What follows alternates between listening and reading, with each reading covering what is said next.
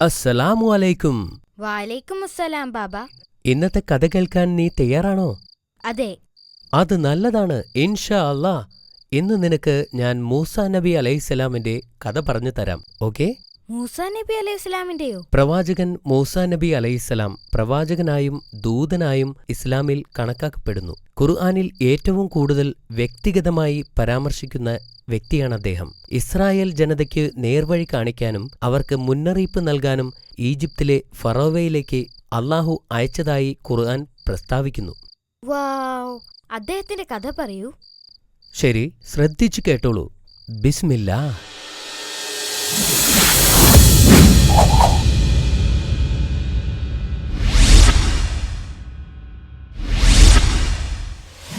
മൂസാ നബി അലൈഹിസ്സലാം ഒരു രാജകുമാരനെ പോലെയാണ് വളർന്നത്. ഫിർഔൻ ഈജിപ്ത് ഭരിച്ചിരുന്നപ്പോൾ യാക്കൂബ് നബിയുടെ സന്തതികളോട് വളരെ ക്രൂരമായിട്ടാണ് പെരുമാറിയിരുന്നത്. ഈ സന്തതികൾ ഇസ്രായേൽ മക്കളായാണ് അറിയപ്പെട്ടിരുന്നത്. അവരെ അടിമകളായി സൂക്ഷിക്കപ്പെടുകയും ചെറിയ വേതനത്തിനായി പണിയെടുപ്പിക്കുകയും ചെയ്തിരുന്നു. ചിലപ്പോൾ അവർക്ക് ഒന്നും നൽകിയിരുന്നുമില്ല. ഇസ്രായേലർ ഫിർഔനെ മാത്രം അനുസരിക്കണമെന്നും അവന്റെ ദൈവത്തെ മാത്രം ആരാധിക്കണമെന്നും ആഗ്രഹിച്ചു. അതുവഴി ധാരാളം രാജവംശങ്ങൾ ഈജിപ്തിലേക്ക് വരികയും അവർ ദൈവത്തിൻ്റെയും അവരുടെ പ്രതിനിധികളുടെയും വക്താക്കളാകണമെന്നും വിചാരിച്ചു. വർഷങ്ങൾ കടന്നുപോയി. ഫിർഔൻ എന്നു പേരുള്ള ക്രൂരനായ ആൾ ഇപ്പോൾ ഫറോവ ആയി മാറിയിരുന്നു. അവൻ ഇസ്രായേലരെ വളരെയധികം വെറുത്തു. അവൻ അവസരം കിട്ടുമ്പോഴെല്ലാം ഇസ്രായേലരെ ശിക്ഷിച്ചിരുന്നു. അവന്റെ സാമ്രാജ്യത്തിൽ അവര് അഭിവൃദ്ധി പ്രാപിക്കുന്നതും വർദ്ധിക്കുന്നതും അവനിഷ്ടമില്ലായിരുന്നു. ഒരു രാത്രി ഫറോവ ഉറങ്ങുമ്പോൾ ഒരു സ്വപ്നം കണ്ടു. ആകാശത്ത് നിന്ന് ഒരു തീഗോളം താഴോട്ട് വരികയും അത് നഗരത്തെ ചുട്ടെരിക്കുന്നതായും തന്റെ സ്വപ്നത്തിൽ അവൻ കണ്ടു. ഈജിപ്തുകാരുടെ മുഴുവൻ വീടുകളും അഗ്നിക്കിരയായി. പക്ഷേ ഇസ്രായേലരുടെ വീടുകൾക്ക് യാതൊരു നാശവും സംഭവിച്ചില്ല. ഫറോവ ഞെട്ടിയുണർന്നു. ആ സ്വപ്നത്തിന്റെ അർത്ഥം എന്താണെന്ന് അദ്ദേഹത്തിന് മനസ്സിലായില്ല. അടുത്ത ദിവസം അവൻ പുരോഹിതന്മാരെയും ജാലവിദ്യക്കാരെയും വിളിച്ചുകൂട്ടി. അവൻ കണ്ട സ്വപ്നത്തെക്കുറിച്ച് അവൻ അവരോട് ചോദിച്ചു. പുരോഹിതന്മാർ അവനോട് പറഞ്ഞു, ഇതിന്റെ അർത്ഥം ഇസ്രായേല്യർക്ക് അടുത്തുതന്നെ ഒരു ആൺകുട്ടി ജനിക്കും. അവന്റെ കരങ്ങളാൽ ഈജിപ്തുകാർ നശിപ്പിക്കപ്പെടും. ഫറോവ വളരെയധികം ദേഷ്യപ്പെട്ടു. ഇസ്രായേല്യർക്ക് ജനിക്കുന്ന എല്ലാ ആൺകുട്ടികളെയും കൊല്ലാൻ അവൻ കൽപ്പിച്ചു. ഫറോവന്റെ കൽപ്പന പാലിക്കപ്പെട്ടു. പടയാളികൾ ഇസ്രായേല്യർക്ക് ജനിക്കുന്ന എല്ലാ ആൺകുട്ടികളെയും കൊല്ലാൻ തുടങ്ങി. ഈ കാലഘട്ടത്തിലാണ് പ്രവാചകനായ മൂസാ നബി അലൈഹിസ്സലാം ജനിച്ചത്. പ്രവാചകൻ ദരിദ്രനായ ഒരു ഇസ്രായേലി കുടുംബത്തിലാണ് ജനിച്ചത്. ഹാറൂൺ എന്നു പേരുള്ള ഒരു സഹോദരനും മറ്റൊരു സഹോദരിയും ഉണ്ടായിരുന്നു. അള്ളാഹുവിന് പ്രവാചകനു വേണ്ടി ഒരു പദ്ധതി ഉണ്ടായിരുന്നു. മൂസാ നബിയെ ഒരു കുട്ടയിലടച്ച് നൈൽ നദിയിൽ ഒഴുക്കിക്കളയാൻ അള്ളാഹു അദ്ദേഹത്തിന്റെ മാതാവിനോട് ആവശ്യപ്പെട്ടു. മൂസാ നബിയുടെ മാതാവ് അള്ളാഹു ആവശ്യപ്പെട്ടതുപോലെ അദ്ദേഹത്തെ നദിയിലൂടെ ഒഴുക്കിവിട്ടു. മകനെയോർത്ത് അവരുടെ ഹൃദയം ദുഃഖിച്ചു. എന്നിരുന്നാലും അള്ളാഹു അവളുടെ മകനെ സംരക്ഷിക്കുമെന്നും അവനൊരു ആപത്തും വരില്ലെന്നും അവൾക്കറിയാമായിരുന്നു. ആ കുട്ട ഒഴുകി നീങ്ങിത്തുടങ്ങി. അപ്പോൾ അവൾ തൻ്റെ മകളോട് ആ കുട്ടയെ പിന്തുടരാൻ പറഞ്ഞു. തൻ്റെ മകന് ആപത്തൊന്നും വരില്ലെന്ന് ഉറപ്പാക്കാനായിരുന്നു അത്. വളരെ സമയം ആ കുട്ട പുഴയിലൂടെ ഒഴുകി നീങ്ങി. പ്രവാചകന്റെ സഹോദരി തൻ്റെ മാതാവ് നിർദ്ദേശിച്ചതുപോലെ കുട്ടിയെ പിന്തുടർന്നു. ദൈവം ആ കുട്ടയ്ക്ക് വഴികാട്ടിയായി. ഫിർഔന്റെ ഭാര്യ അരുവിയിൽ കുളിക്കുകയായിരുന്നു. അപ്പോൾ അവൾ ആ കുട്ട കണ്ടു. കുഞ്ഞിനെ കണ്ടപ്പോൾ അവനോട് സ്നേഹം തോന്നി. ഫറോവന്റെ ഭാര്യ ഫറോവയിൽ നിന്നും വളരെ വ്യത്യസ്തയായിരുന്നു. അവൾ വിശ്വാസിയായിരുന്നു. ദയയും കാരുണ്യവും ഉള്ളവളായിരുന്നു. ഒരു കുഞ്ഞിനു വേണ്ടി അവൾ നീണ്ട കാത്തിരിപ്പായിരുന്നു. അങ്ങനെ കുഞ്ഞിനെ കണ്ടപ്പോൾ അവൾ അവനെ ചുംബിക്കുകയും വാരി പുണരുകയും ചെയ്തു. തൻ്റെ ഭാര്യ കുഞ്ഞിനെ ഉമ്മ വയ്ക്കുന്നതും കെട്ടിപ്പിടിക്കുന്നതും കണ്ടപ്പോൾ ഫറോവ അത്ഭുതപ്പെട്ടു. അവൻ ഇതിനു മുമ്പ് ഇങ്ങനെ കണ്ടിട്ടില്ലായിരുന്നു.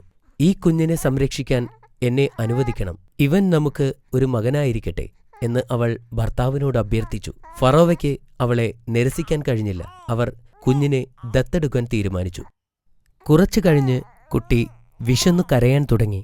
രാജ്ഞി കുഞ്ഞിന് പാൽ കൊടുക്കാൻ വേണ്ടി ഏതാനും സ്ത്രീകളെ വിളിച്ചു വരുത്തി. എന്നാൽ അവരുടെ ആരുടെയും മുലപ്പാൽ കുടിക്കാൻ കുട്ടി തയ്യാറായില്ല. അപ്പോഴാണ് പടയാളികൾ മൂസാ നബിയുടെ സഹോദരിയെ രാജ്ഞിയുടെ അടുത്തേക്ക് കൊണ്ടുവന്നത്. ഈ പെൺകുട്ടി ഈ കുട്ടിയെ പിന്തുടരുകയായിരുന്നു. അവർ അവളോട് പറഞ്ഞു, ഞാൻ വെറും ആകാംക്ഷ കൊണ്ടാണ് ഇതിനെ പിന്തുടർന്നത്. ആ സഹോദരി മറുപടി പറഞ്ഞു. അവളുടെ സഹോദരൻ കരയുന്നത് കണ്ടപ്പോൾ അവൾ ദുഃഖം കാരണം അറിയാതെ പറഞ്ഞു, അവന് പാൽ കൊടുക്കാൻ ഒരാളെ എനിക്കറിയാം. ആ പെൺകുട്ടി പറഞ്ഞ സ്ത്രീയെ പിടിച്ചുകൊണ്ടുവരാൻ ഭടന്മാരോട് ആജ്ഞാപിച്ചു. പ്രവാചകന്റെ സഹോദരി അവരുടെ മാതാവിനെ കൊണ്ടുവന്നു. അവർ കുട്ടിയെ നെഞ്ചോട് ചേർത്തയുടനെ തന്നെ കുഞ്ഞ് പാൽ കുടിക്കാൻ തുടങ്ങി. ഇതെല്ലാം കണ്ടുകൊണ്ട് നിന്ന് ഫറോവ ആശ്ചര്യപ്പെട്ടു. നീ ആരാണ്? നിന്റേതൊഴികെ മറ്റെല്ലാ സ്ത്രീകളുടെയും പാല് കുടിക്കാൻ ഈ കുഞ്ഞ് വിസമ്മതിച്ചിരിക്കുന്നു. സത്യം പറഞ്ഞാൽ ഉടനെ അവനെ കൊല്ലുമെന്ന് പ്രവാചകന്റെ മാതാവിന് അറിയാമായിരുന്നു. അതുകൊണ്ട് അവൾ അവരോട് പറഞ്ഞു, എന്റെ പാലിന് നല്ല മധുരവും സുഗന്ധവുമാണ്. അതുകൊണ്ടാണ് കുട്ടി എന്നെ നിരസിക്കാത്തത്. അവളുടെ ഉത്തരം ഫറോവയ്ക്ക് തൃപ്തിപ്പെട്ടു. അയാൾ അവരെ പ്രവാചകന്റെ പരിചാരികയായി നിയമിച്ചു. മൂസാ നബി ഒരു രാജകുമാരനായി കൊട്ടാരത്തിൽ വളർന്നു. അല്ലാഹു അദ്ദേഹത്തിന് നല്ല ആരോഗ്യവും ശക്തിയും അറിവും ബുദ്ധിയും നൽകി. ഒരു ദിവസം അദ്ദേഹം പട്ടണത്തിലൂടെ നടന്നു പോവുകയായിരുന്നു. അപ്പോൾ ഒരു ഇസ്രായേലിനെ ഒരു ഈജിപ്ഷ്യൻ പടയാളി അടിക്കുന്നത് കണ്ടു. ഇസ്രായേലിൻ പ്രവാചകനെ കണ്ടപ്പോൾ അവൻ സഹായത്തിനായി അദ്ദേഹത്തോട് യാചിച്ചു. അദ്ദേഹം അയാളെ അടിക്കുന്നത് നിർത്താൻ പട്ടാളക്കാരനോട് ആവശ്യപ്പെട്ടു. പടയാളി അദ്ദേഹത്തിന്റെ അധികാരത്തെ ചോദ്യം ചെയ്തു. പ്രവാചകൻ ആദ്യം പടയാളിയോട് കാര്യം പറയാൻ ശ്രമിച്ചുവെങ്കിലും അവൻ അത് കേൾക്കാൻ തയ്യാറായില്ല. അപ്പോൾ പ്രവാചകൻ മുന്നോട്ട് വന്ന് പടയാളിയെ ശക്തമായി ഇടിച്ചു. ശക്തമായ ഇടിയുടെ ആഘാതത്തിൽ അവൻ മരിച്ചു. താൻ എന്താണ് ചെയ്തതെന്ന് തിരിച്ചറിഞ്ഞപ്പോൾ അദ്ദേഹം സ്വയം പറഞ്ഞു, ഇത് പിശാചിന്റെ ദുഷ്പ്രവൃത്തിയാണ്.